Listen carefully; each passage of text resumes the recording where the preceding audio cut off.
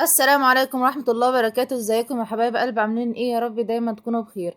النهاردة بإذن الله هنعمل مع بعض، هنسيح الزبدة البلدي، هنحولها لسمنة بلدي ونطلع المرتة الجميلة دي منها. ما تنسوش الاشتراك في القناة وتفعلوا زر الجرس عشان يصل لحضراتكم كل جديد. اول حاجة هنقول بسم الله. انا هنا معايا زبدة بلدي.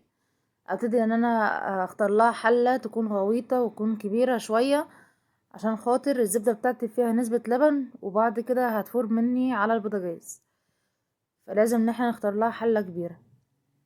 اول حاجة بكون معلية النار خالص على الزبدة بتاعتي واقلبها بالشكل دوت. ما ننساش نصلي على سيدنا محمد ونقول اللهم صل وسلم وبارك على نبينا محمد وعلى اله واصحابه اجمعين. اول ما الزبدة بتاعتي بدأت ان هي توصل لمرحلة الغليان بالشكل ده، ابتدي ان انا اوطي النار عليها شمعة بسيطة جدا عليها عشان الزبدة بتاعتنا ما تتحرقش مننا. وابتدي ان انا اقلب باستمرار في الزبدة بتاعتنا بالشكل ده، عشان كمان المرطة بتاعتنا ما تلزقش في الحلة من تحت. وبعد كده ابتدي ان انا اصفي السمنة بتاعتي واطلع المرطة منها بالشكل ده زي ما حضراتكم شايفين.